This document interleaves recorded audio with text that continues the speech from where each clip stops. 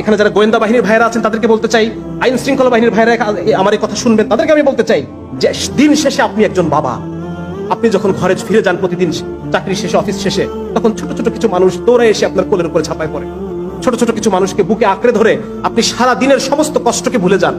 এই ছোট মানুষগুলোকে আপনি কোন দুনিয়ায় রেখে যাচ্ছেন, কোন পৃথিবীতে রেখে যাচ্ছেন, যে পৃথিবীতে তারা ধুকে ধুকে ধুকে ধুকে তাদের চিন্তা চেতনা নষ্ট হয়ে যাবে, তাদের শরীর নষ্ট হয়ে যাবে, মন নষ্ট হয়ে যাবে।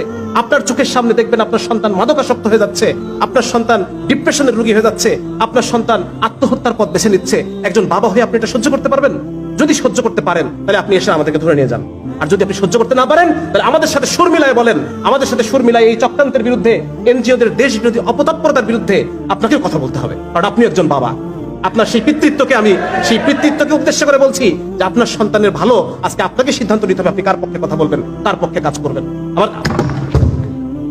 আমার আলোচনা এখানেই শেষ।